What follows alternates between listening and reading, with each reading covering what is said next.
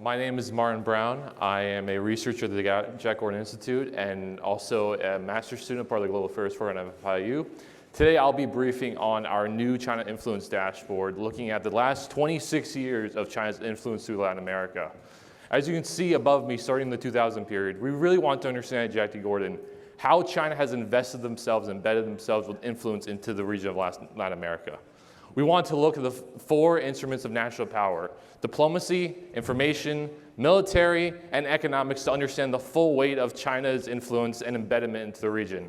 Looking at their four core objectives as our keystones in this research being isolating the US, isolating Taiwan, access to trade, and access to markets. And as you can see now in 2026, they are embedded into the region, and we have seen with their 2025 white paper that they are here to stay, and they're going to try to grow that economic entanglement. And I'm going to show you the patterns today of how they came to where they are today.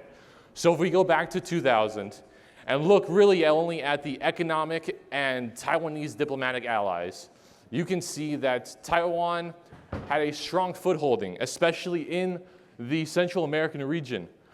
And there were a few legacy projects that China owned in the region, whether there was ports in Peru or the Cristobal and Balboa port in Panama. If you then fast forward 10 years from now, you can see that, again, China is growing slowly throughout the region in mineral investments, keeping those footholds in the ports of the Panama Canal, and at the same time, those Taiwanese diplomatics are strong, with slight increases in trade partners throughout the region in Brazil, Chile, and Uruguay. But there's still nothing definitive. Yet this year is a fundamental change in understanding how China wants to go into Latin America and the region as a whole. As around that time period, China's first white paper came out on China and Latin America, going into their four core objectives, which I mentioned earlier: isolating Taiwan, isolating the US, access to markets, and access to trade. Fast forward 7 years now, and this is a fundamental year again because of one reason, and it is up here in the little Panama country itself. When you look at Panama, it is the first country in Latin America to become a BRI, Belt and Road Initiative member in Latin America. That is a fundamental change, and I'll tell you why in a second.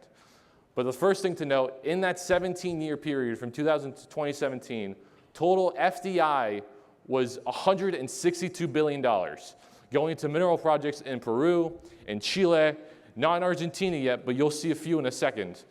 When you fast forward to 2021, you can see that China just blows up the region when it comes to investments in trade and military. You see the rapid growth of Confucius Institutes, of safe city projects, space infrastructure.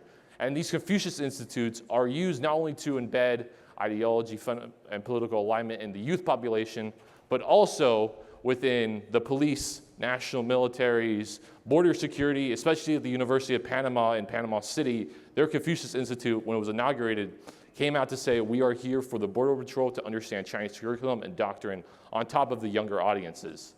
You can also see a massive uptick in military activity, from law enforcement presence to military engagements, arms sales. And of course, as I was mentioning earlier, when it comes to trade and the access to markets, in 2021, that 4-year period, BRI expanded not just from Panama, but into Bolivia, into Chile, into Peru. And that grew their total FDI to $150 billion in a 4-year period. So almost doubling what took them to do in 17 years, they did in 4. Because the BRI was a fundamental change in how they were investing into the region. It allowed them to bring their infrastructure in, able to embed their influences through the ownership and the majority control of these projects. You have projects such as in Ecuador. If you could just zoom into the map, you could see in Ecuador a safe city project, which is an infrastructure development project, but also a surveillance initiative, EQ 911. In EQ 911, it allows for criminal prevention and disaster risk monitoring, but it does it through a facial recognition feature that was inaugurated by Xi Jinping that tracks and understands all forms of transit hubs throughout Ecuador, being in places like the Quito and Guayaquil airports, and in the Machala province, and the Machala province being known as one of the largest exporters of bananas, which China heavily relies on in Brazil as an import. And also you see that this project is overseen and run fully by Huawei with their 3,000 employees on 24/7 shifts, allowing Huawei to automatically comb data throughout all of Ecuador to understand how the transit hubs and economic hubs work, being a dual-use system, not only to yes, provide security for Ecuador, but at the same time, understand how they can economically integrate themselves by automatically integrating and combing the data that they receive from these facial monitoring devices all throughout Ecuador.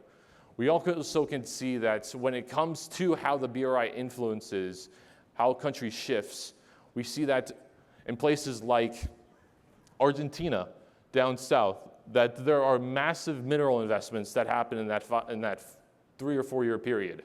And on top of that, there were safe city projects put exactly where those mines were so they can protect their economic investments while also monitoring for further investments in the region itself, on top of the Confucius Institutes in the area of Argentina.